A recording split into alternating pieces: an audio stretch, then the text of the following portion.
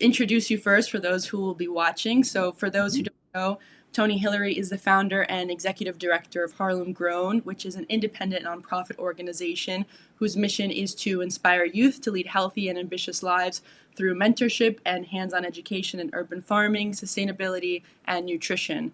And Harlem Grown operates local urban farms, increases access to and knowledge of healthy food for Harlem residents, and provides garden-based development programs to Harlem youth. That's pretty much it in a nutshell, right? Yeah, I can't believe it wound up to be all of that, but yeah, that about sums it up. Okay. So I wanted to start off this interview with you briefly explaining the inception of Harlem Grown and how you got started, because I think it's important for people to know how you've done what you've done in the last 10 years, especially you have no farming background. And so my question is, how did you start this project, and what was the need that you were filling when you first started? Well, just to be honest, this is not a secret. I was raised a very privileged life. I was born overseas. I was born in Germany. My dad was a major in the Air Force. Grew up in the suburbs, summered out in Sag Harbor, Long Island every summer of my life, went to private school. That was my life. And I have 7 brothers and sisters. And, my impression of poverty has always been lack of money. Mm-hmm. It was so simple. Everything is so simple when you're not in a situation. So from afar, from my life, I grew up and I had friends who raised in single parent households and money was tight and they didn't have all the nice things that we had. That was my definition of poverty.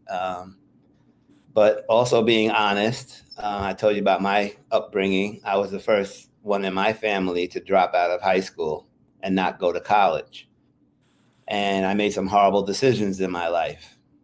But those were my decisions and mine alone, but I always knew better from my upbringing. I had that family foundation, community, the education, it was always there. So when that light bulb goes off in your head, whenever time it does, you can be okay because you have the alternative. You have the basis of a productive life, if you will, right? Mm-hmm. So I failed upwards in life, although I didn't have the education and the experience of others. I've been sober and clean and dry now for 34 years. Wow, congratulations. Thank you. And that's nothing spectacular because in my upbringing, that was a bump in the road, if you will. And in hindsight, it was an inconvenience in my life. Mm-hmm. But in other communities, such as where I work, it's not an inconvenience. It's life defining. You don't get a second opportunity. And all of these things is what's rolled into that thing we call poverty or generational poverty. So I failed upwards and I started businesses. Each one was better than the next. And then I really stumbled on and hit the jackpot. And I started this company, moved my family out of Queens and bought a beautiful co-op on the Hudson and sitting here right now where I'm speaking to you. And life was great, making money hand over fist. But then the financial crisis 11 years ago hit me like everybody else. And I started losing clients. I started losing money. And you start that personal pity party. Oh, poor me, poor me. I'm not making millions of dollars. Wah, wah, wah. And at the same time, I'm reading about schools. I don't know why. My children, I have 3 children, they all went to private school, kindergarten to college. And schools were great. You pay the money, you get the services. And I'm reading about schools in Harlem, in the South Bronx, and in Brooklyn, all these areas. And I couldn't believe it was as bad as I was reading. So one day, I'm sitting right here where I'm talking to you. I just felt this need to do something instead of just talking about it. So I said, I'm going to go down there and volunteer. Took the train down. There was a school. Right after I got off the train, there's a school right there. And I walked in and told the principal, I'm here to help. And she said, help with what?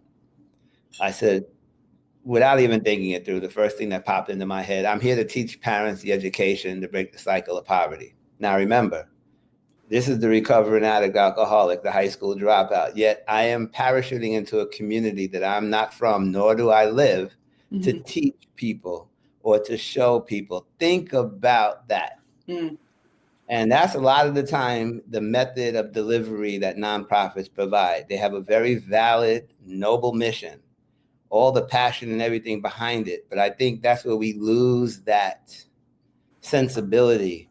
Because when you go into communities such as these, they've seen people like you their whole life since they've been on this planet. They come in and they go out. They come in and they go out. There's no consistency. So I show up. Now I have a new purpose in life. I show up to that school every day at 7:30, like a crazy cheerleader at the door. Hey, guys, welcome back to school. But more importantly, I catch the parents on the way out and, start chatting. And about 3 weeks in, a young parent looked me in the eye and said, why you keep stressing this education? I ain't got one and I'm doing great. Their definition of great was a project apartment, Section 8 housing, welfare, and food stamps. And that's kind of what really shook me, is that in 3 weeks, a perfect stranger talks to you like that, right? And this matter of fact. And I'm like, wow, so this is bigger than what I had in mind. So I quit and I went home and I'm telling my wife about these wasted 3 weeks. And as I keep telling the story, the children in that school, all 378 of them, you would have thought I knew them from birth. In 3 weeks, you show up and they're like, Mr. Tony, and they run and they hug you. And I'm like, and that's when I started getting curious and asking questions and paying attention. And where the school is located, the numbers are staggering. We all know the numbers in the inner city, and I hate to repeat them. But I just have to add that the children and the families we work with are not numbers. They're not data points. They're people and they're families. So I just want to put that out there. Yeah. And I also want to clear this up. I work in Harlem because that's where I chose to work. And during the last 9 years, people fly me all over the country and pay me to speak and tell this story that I'm sharing with you. And that money goes to our budget. Every city I've been to in this country, and there's been a lot of them, there's a Harlem in that city. Another name, another complexion, same numbers that I say. So that being clear, I always believe in housekeeping. I hate the way we simplify issues and we make it them and those. It's always black and brown. It's always this. No, it's not. The common denominator in this country is green. If you're poor in this country, this is your life. Yeah. End of sentence. So I was shocked to find out in that school, we had 14 homeless shelters in a 4-block radius of that school. Wow. 9 of which are domestic violence shelters. And we had 55 fast food restaurants in a 3-block radius of that school. And 29 pharmacies, not one affordable food option, when 97% of your families are on food stamps, right? There's a lot of misconceptions in poverty. I had them myself. I was unaware, and you hear things and you make them your facts, and you see that. Oh, they're lazy. They want to be poor. They're waiting for the food stamps. No one can live on what you get from the government. No one could live. No.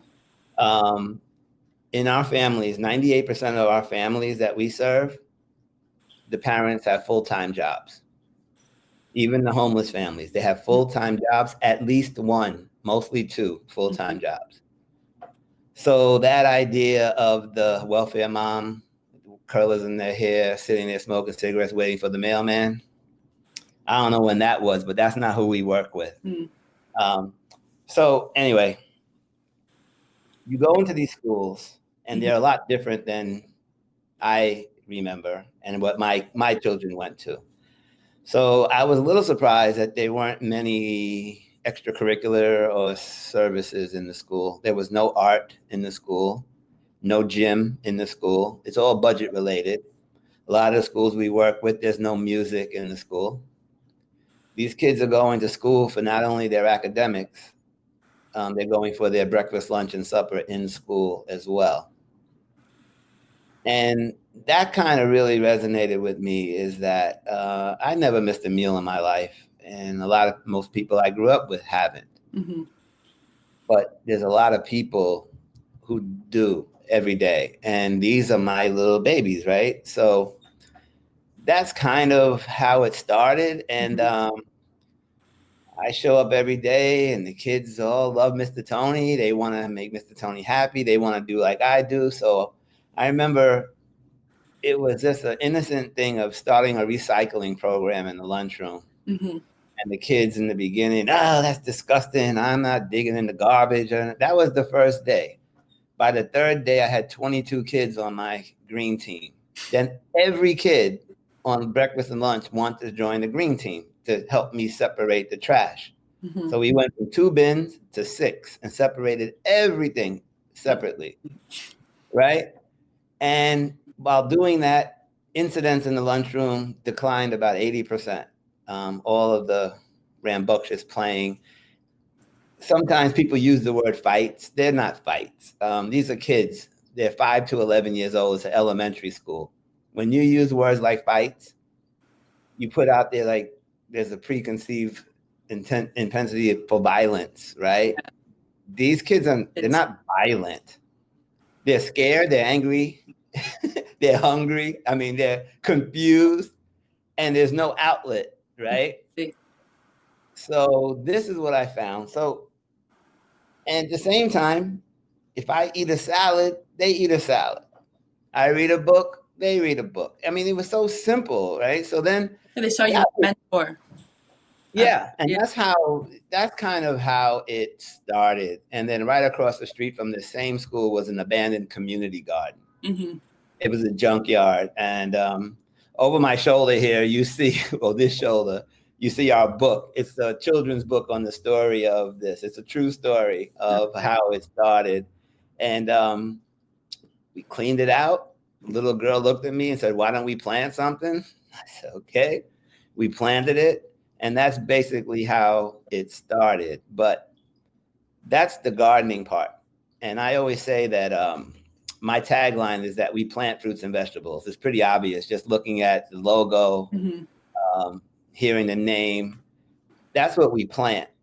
We grow healthy children in sustainable communities. And there's a big difference. And I can touch on that as we talk. Yeah. No, thank you for explaining that and for sharing that story. And I can't see the book, if you wouldn't mind just holding it so then people who watch it can see it. Just it's an incredible story, and That's it. It's nice. It's a nice cover. This little girl, where is she? Oh, the thing is inverted. This little girl was in kindergarten, and this is me. This thing, the camera's backwards. This is me. That little girl was in kindergarten. Now she's a freshman. We have her in private high school in Manhattan, and amazing, doing well. That's what we grow. Yeah, you grow a future Yes. they look forward to. That's amazing. And you hit on something that I just wanted to touch upon, and I think that it's something that COVID has definitely made more apparent to people that I think they didn't realize, is that, like you said, it's not black, brown, people who are poor. This can happen to anything. The bottom line, the bottom color is green. We've seen record number of unemployment, people going hungry, people who never had an issue with this before. In an instant, their lives are completely just ruined. And I think that has been a wake-up call for people.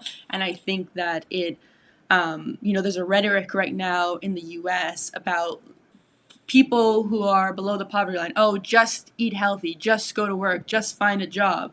And it's like, okay, well, it's not that easy. We're seeing now, okay, you go do that. It's not that easy when you lost a job. And so, just people don't realize the reality that these people face. And like you said, there's that image of, okay, you're just sitting at home collecting food stamps, but, there's no healthy food for you to eat. There's no supermarkets in the vicinity in a 5-10 block radius. And I'm just really glad that you said that, because it really pisses me off when I hear people say that. And I'm sure you hear much more, and it's terrible. Yep. And it's not even hearing it. You sit there every day and you witness it. As people are seeing now, and it's so ironic. I mean, everybody's talking about the devastation of COVID. Yes, it was devastating. But it was also a wake-up call. It shows everything I've been yelling about for the last 9 years. There's a bright light shining on everything of this systemic inequity in these systems that are placed in front of people. And now people see it. And people who thought that those are those people's problems, now they're encountering the same thing, as you said.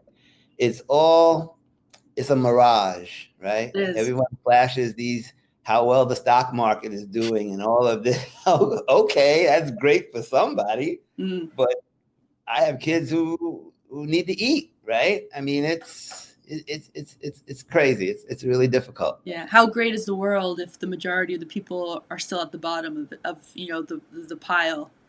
Doesn't make. And one thing, because we were talking about the number of like fast food places and pharmacies that are around, and there's no, you don't have a Whole Foods, there's no Trader Joe's in the neighborhood. And Karen Washington has coined the term food apartheid and what is traditionally referred to as food desert. And she has said, it's important the language that you use when describing this. And I just wanted to get your take on, why it's so important to use specific language and what food apartheid even means for people who don't know or are unfamiliar with that term. Well, I'm glad you referenced Karen. She's my hero. I coined a lot of my talking points from her. And I'll be honest, you regurgitate lines and words, phrases that you hear. It's natural, right? Food desert. Who made that up? I don't know. Everyone uses it. And Karen is a very thoughtful person living the same experience as I work. We work in the same space. And I defer to her a lot. I listen to her and I value her friendship and guidance. And so food apartheid, deserts are natural. Deserts are a natural phenomenon in nature. Apartheid is not. Apartheid is man-made. It's systematic. It's thought out and intentionally placed in communities, right? Now, that's how it started. And I get it. 9 years ago, I remember my head was on fire. I'm yelling at the top of my lungs about how does this exist in the richest city in the country? I'm knocking on every politician's door.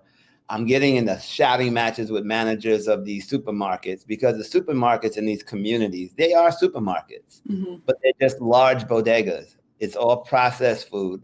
The produce section is about this big. And speaking to the manager, I mean, after they throw you out the first 2-3 times, now they start to see you and you're not going away. So they have conversations. They're businessmen and they want to make money. If you have 100 people coming in asking for kale, they will carry kale. They're not going to buy kale to sit on the shelf for 2-3 days, the max, and have to throw it away.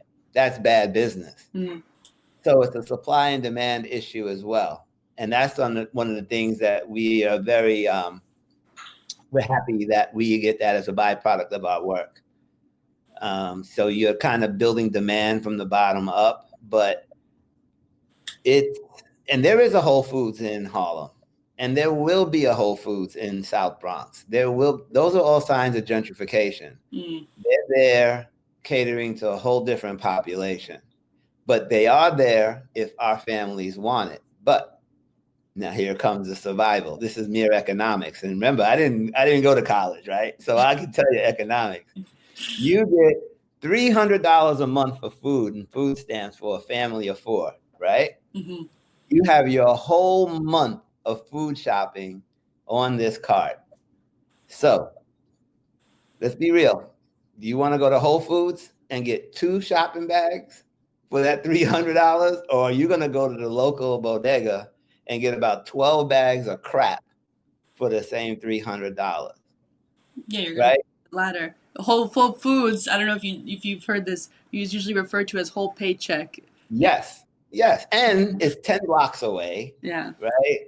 Most people live in walk up. I mean, it's so many variables that create many factors. Yes, so many that when you're there and you really see it up close every day, you kind of understand it.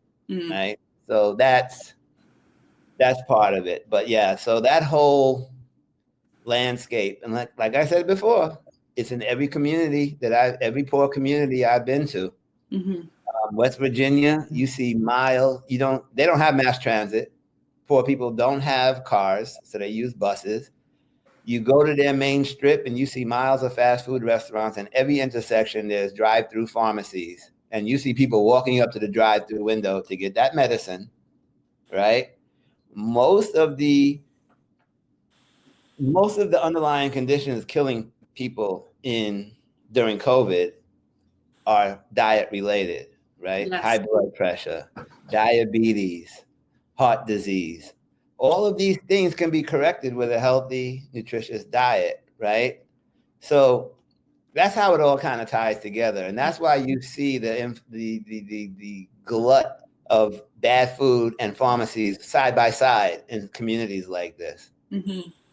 So Yeah, no, you've hit the nail right in the head. And just to circle back, that's part of the reason why I started this project. I had some health issues that I'm fortunate enough I went and changed my diet.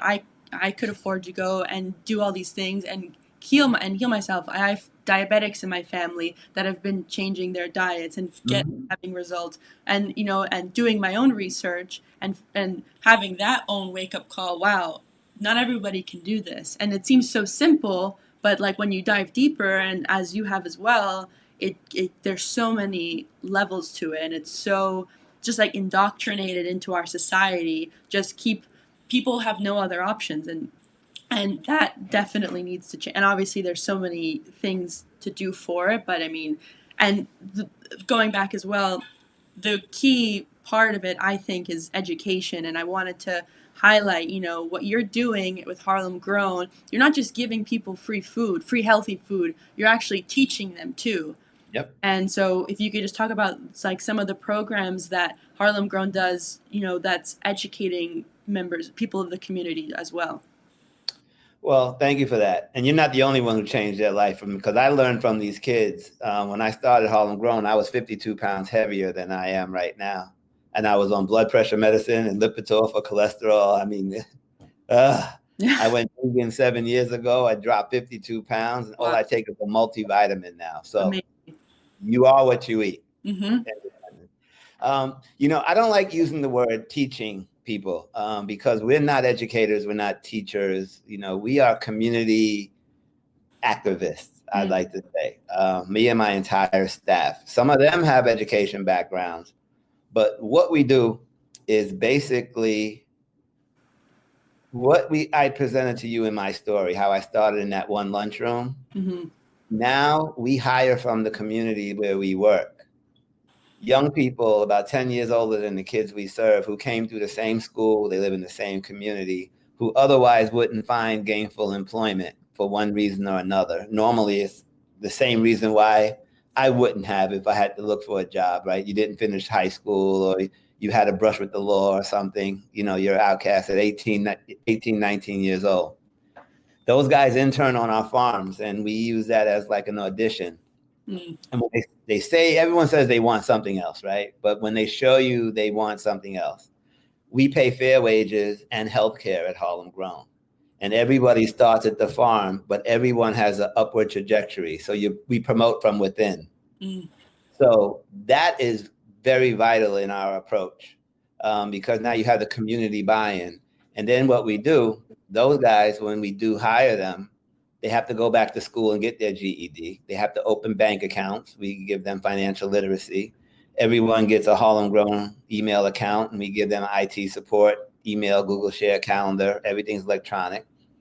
And out of those guys with a personality, charisma, we give them mediation training and conflict resolution, and they become our new in-school mentors to replicate what I did. So now we're in 6 schools. Those are our 6 partner schools. Every day, one of my staff is in that lunchroom for breakfast and lunch every day. Then when we do those trips to our farm, they go with the teachers and the mentor. So just think about this. If you went into one of my partner schools and you wanted to do a presentation on whatever you do, I guarantee you it will take you 15 minutes to say your name, because the kids see you as a substitute teacher. Party time. Yeah. Let me bring you into that same room, and you'll have 30 kids there with their hands on the desk, hanging on to every word you say. There's a power in that connection. Mm-hmm. So then we go and we do farm-based education. Now, when I started Harlem Grown, I was shocked to know that kids in these schools could not identify simple vegetables. They can tell you a tomato and a carrot. Everything else is salad, and they don't eat salad. Um, and that first year, we grew a tomato. It was the ugliest, most deformed, 3 different colors. And we took it over to the school. They made me wash it twice. We diced it, salt, pepper, and a half a jar of French dressing. And they were like, ew, ew, spitting it out. Today, those same kids eat right off the vine. They wipe it off and they eat it. So we found that if a child plants it, they will eat it 100%. Whatever plant a child plants, they will eat whatever comes off of it. And 80% of the time, they're going to like what they grew. Mm-hmm. But then you're right back where we started. You can't buy what we grew at affordable prices in the community in which you live. So that's kind of the gist of it. So after school, kids flood into our farms, right? These are abandoned community gardens that we retrofit to grow food. And a lot of them come for different reasons. Some of them come for the staff. Some of them come from the hens that lay eggs. Some of them come for their plant. Some of them come just to talk to somebody. But we never question. Everyone is welcome. And I think they get a sense of belonging in our farms. And then they bring their siblings. And lastly, they bring their parents. And then they bring their friends. So it's this whole holistic approach, right? Because we're not hitting them over the head with anything. We have simple rules there. Respect others the way you want to be respected, and no junk food allowed on the farm. So they eat whatever crap it is at the gate, throw it away outside, wipe their face, come inside. What are we doing today? Right? So they sit there, they get all day on Saturday. And while they're doing that, we have workshops for the parents and we have workshops for the community. And it's a whole bottom-up approach of change, change food, your idea of food. What is food? Because I tell you, 9 years ago, you bring me 100 pounds of kale. I'll use kale again. And I give it away. 90 pounds of that's going to find its way in the trash if they don't know what it is, how to prepare it, or the nutritional value of it, right? So those are all the things that we touch on. So on Saturday, after the kids work, that's another thing, they don't work. They forage in a farm. They go into our hydroponic greenhouse, forage some of that, grab a few eggs from the hen house, go to the stage where we have electric woks, and we cook lunch. And we send them home with simple recipes. And then Monday and Tuesday, you have mothers calling us asking, where could they pick up chickpeas? Or where do I get this? So you see the slow change of this. But at the heart of all of this, we kind of demand that they do the best they can in school, in their day school, because this is extra. This supplements what you're getting in school. So we've seen the impact of this work. Those kids 9 years ago, those 3rd and 4th graders, we have some of them in college right now. All first generation in some of the best schools in this country.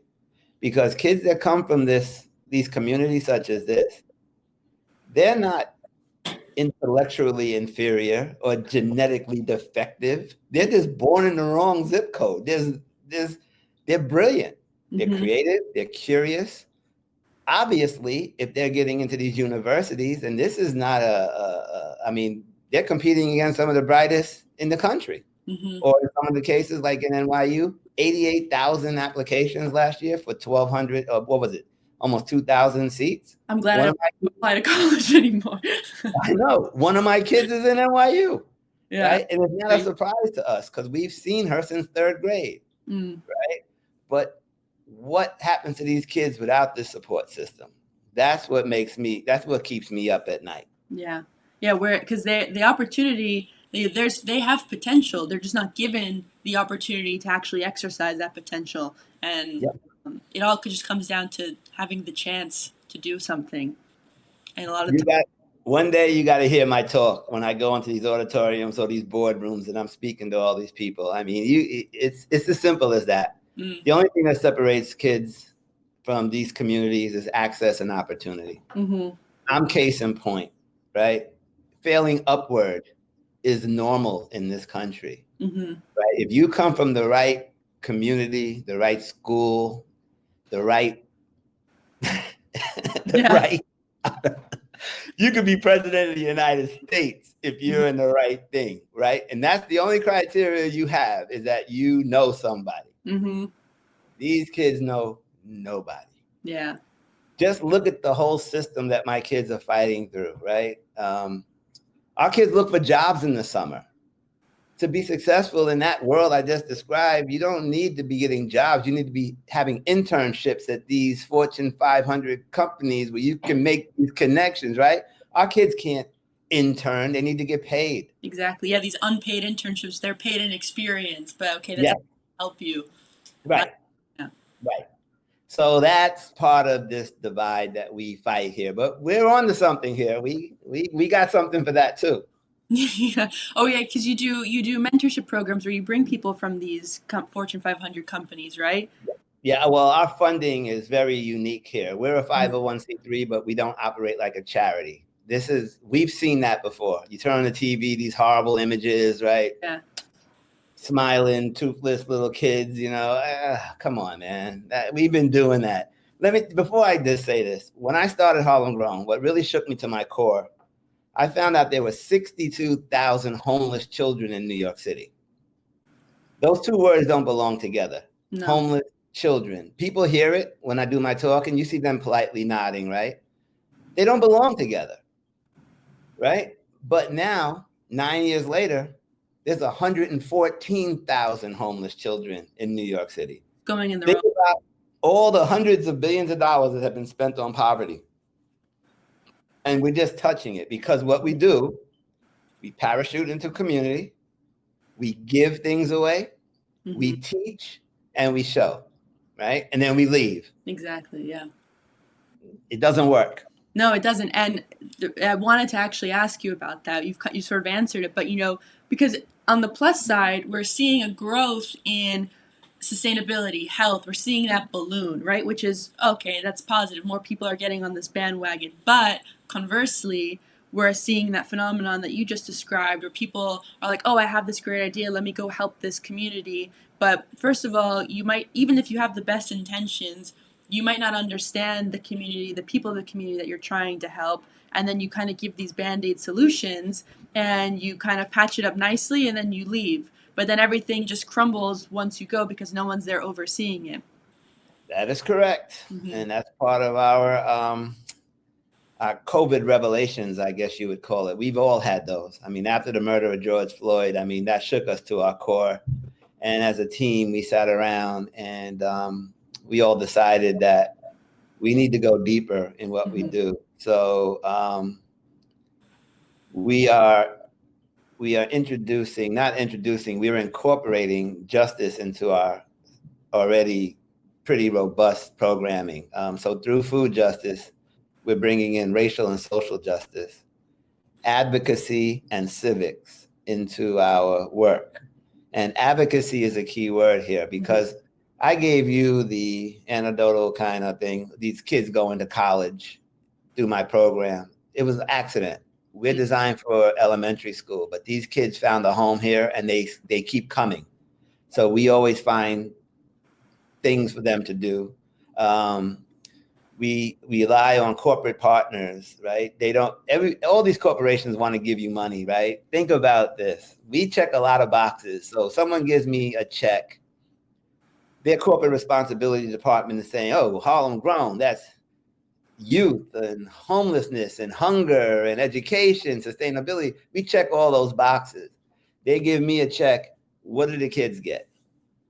New shovels, gloves, right? T-shirts. That doesn't help. So we don't look for that. We look for not donors, but we look for partners. The difference is donors is like a transaction. You give me something, I send you a report, they check the box. Partners, we agree on a common goal and we try to tackle it together. Mm. And it starts with their employees on our farms with our children. Because it's not a secret, it's not lost on just me that these kids are amazing. So we work with some of the biggest companies in the world. We get volunteers from Google and White and Case, and I mean, big companies, Aetna, they're there in jeans, shorts, t-shirts, in the dirt with my kids. But that's where it starts. So now my kids hosted you at their place. It'd be nice if you hosted them at your place. Mm. So now my kids are going downtown, seeing Mr. Ryan, who runs a huge division of Google, has a whole floor in a suit and tie. And my kids are sitting there like, I want to do this. Okay, you got to do X, Y, and Z. It just doesn't happen. So that's where it starts. And then the money comes later, right? The money, we got to take that out of the equation because money does not make this go away. We've seen that. All this money's been thrown. How many years? You constantly see the same commercials and nothing changes. That's right. That's why they call it generational poverty. This money just fuels the beast of the machinery that does these things for these little snapshots of success. And if you inverted that and put that money into that community, then you see the change you seek. Because our staff, they walk to work. Now they can afford to live in a community where they normally couldn't because they'd be forced out because of the high gentrification and the ballooning rents and stuff. And you see, that's how you disrupt generational poverty. It's not giving someone a healthy plate of food. You're giving them the knowledge of the food. You're giving them the ability and the honor to work for something and proudly buy something. You know, I mean, it's a whole thing. It's growing people, and that's what we do. I love that. I mean, it is, and it's not just a tagline, which is why I love it even more because you're actually doing it. Oh yeah. And I know when we were emailing each other, you said to me, you know, I wanted to share because you were like, oh, I don't have the academic perspective, and I said to you, that's exactly what I want because there's so many academics out there who hypothesize and say, oh, this could work or that would work. You actually went and did it, and that's what I wanted to share. And I said to you also, you know, in your tagline, in your email, I think I'm going to butcher right now, but it was like, you know, you can't do everything, but everyone can do something, right? No one can do everything, but everyone can do something. Yeah, and you went and you did something, and I hope that whoever watches this, and hopefully a lot of people watch it, so a lot of people can come volunteer at Harlem Grown and keep helping Harlem Grown grow and move into more schools and just realize, you know, that you can, even the little bit that you help can make a difference in the community because you can help that organization grow. And it's just like, I don't even know what to say because it's just so amazing and it's refreshing to hear you talk about it and, you know, and to listen to all the things that Harlem Grown has accomplished over the last 10 years or 9 years. I just got to cut you real quick. I appreciate it, but I just have to be clear. I'm only the storyteller. Yeah. I'm the one who went, this would be nothing without these children. Yeah, of course. course. They're the story. They're the story because you think about it, the number of my kids who live in domestic violence, just think about that. Think about the trauma that has on a child.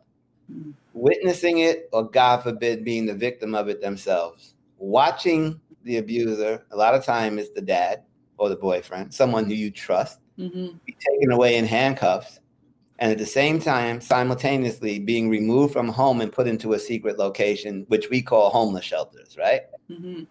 By law, the next day, that child has to go to a new school. Everything new within 24 hours. And what? Go have a good day? Have a good day? Those schools with this knowledge, it's common information. This is not a secret. You would think there'd be a team of social workers in these schools to greet these children, to help them mitigate this mess, right? No. If you're lucky, you have one part-time social worker, but you have 3 full-time police officers who discipline these children for being in trauma, for being confused, for being displaced. This whole system is just broken. Yeah. It's just broken. The intent is sound. I mean, I get it, but the way it's doled out, the way it's provided to people, it's like punitive. You're being punished for being abused. You're being punished for being poor.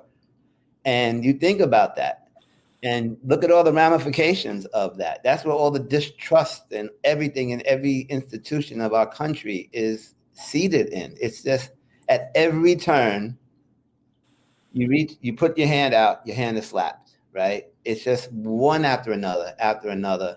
And that's the secret of our success, is that we're there every day, regardless. Mm-hmm. This is a no judgment zone. No one is telling you what to do. No, this is a open enrollment. You don't have to come. Mm-hmm. And they know that, yet they flood there. Why? Because they have you, they have their team there, and they opportunity for them. And that's what we grow. Mm-hmm. That's what we grow. So I always just say that everybody, we have this sense of hopelessness, especially the last few years, where we sit here and you're inundated with this negativity. There are more people like us in this world than they are of them. They get all the oxygen. They take all of the light. But no, man, there's millions of us on the ground doing similar and better work on the ground with no recognition, no accolades, no nothing. They do it in secret, but they do it for the right reasons. And I say that to say, we have this sense of hopelessness, like, oh, what's the point? The point is one person coming into a community like this, or one in their own community, just being themselves, just being present, can probably have an effect on a life. Because anyone who's successful, when you think back in your life, there's always one or two people who just step out, who were that one person to guide you to where you are today. Everyone can't say that when you're living in these systems of oppression. You think about when you're living in a shelter, everyone you know are living just like you. You don't see. And when you go to a school like the schools we work in, everyone in there is the same experience. So where is that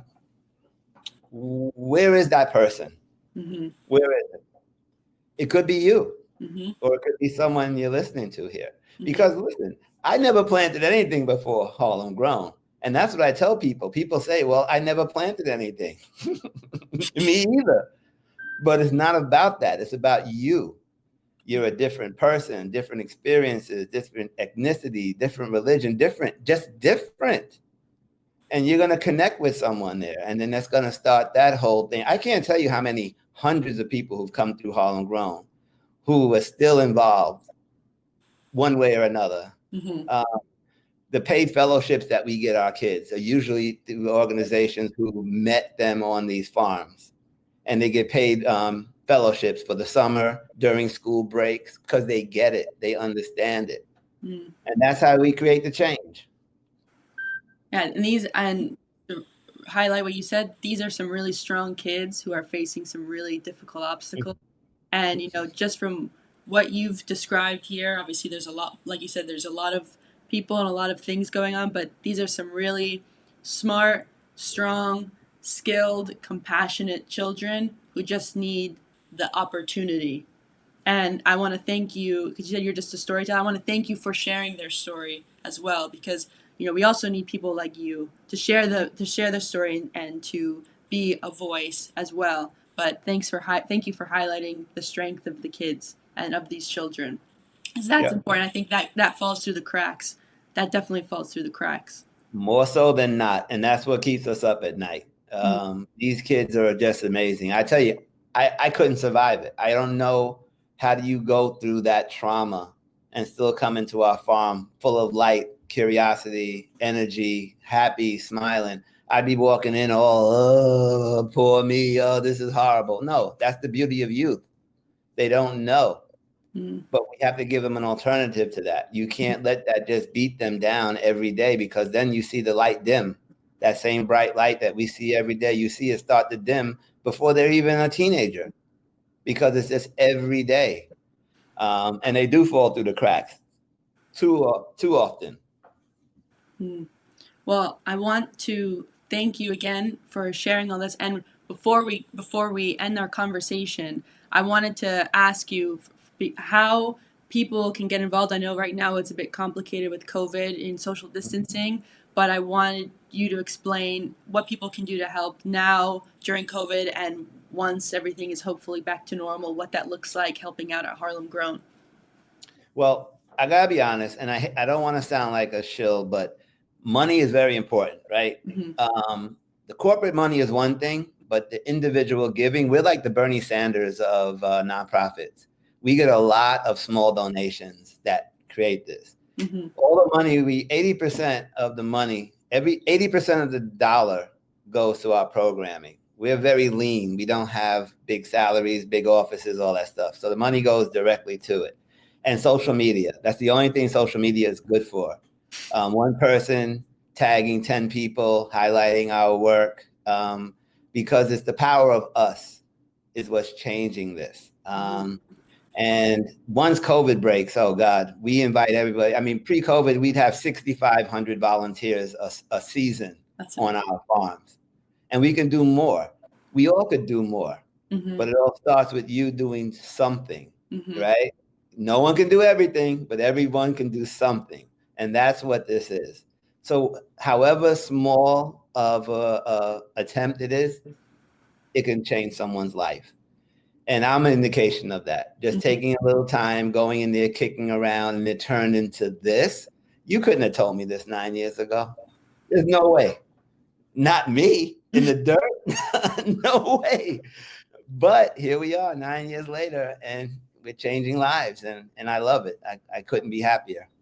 That's it's incredible. It's incredible. It's really something. And so people can go to harlemgrown.com and they can donate right there. Okay. Harlemgrown.org. .org. Okay. Or Harlem Grown that's our what's it? Whatever you type in Harlem Grown, that's what's going to come up. So all the social media channels are Harlem Grown. We're there. We're active. We're in the community every day. And honestly, we couldn't do it without people like you and your listeners. This is truly a grassroots effort, but it works. It really does work. And I implore anyone, once this COVID goes away, come by. Come by. You'll be very happy you did. The season starts in March, right? Yeah, we officially start in April on the farm because March is iffy with the weather and it's muddy and we're cold. But New York, fun. Yeah, but we're there. We're there, and just come by. If you don't feel like working, just come by and say hello. Bring a smile. That's all we need. Okay, I'll be there. As long as that's allowed, I'll be definitely there. And I hope that whoever's listening to this will be there. And I'm going to tag Harlem Grown. I'm going to tag you and everything. So don't worry. And I'm going to have the website also in the description of this video and everything. So everyone who's watching, it'll be easy to go and donate to Harlem Grown and support what you're doing. And anyone who has the means and they want to, I do a great socially distanced tour because that's how we keep this going. So they could just reach out and I'll gladly show them if they have the capacity for a larger, maybe a corporate sponsorship or a partnership or somebody in corporate responsibility looking to get their organizations involved. Please hit me up. Check out our website and look at our partner page. You'll be pleasantly surprised seeing some of those names down there from this story I just gave you. And this is unsolicited. This is not us going to them coming to us. Remember that. That's great. That's amazing. Thank you again, Tony, so much for having this conversation with me. And I might hit you up to go do that farm tour. Okay. I'll be there. Okay. Great. Yeah. Thank you so much. Thank you, Tony. Thank you. Stay safe. You too. Okay. Bye. Bye-bye.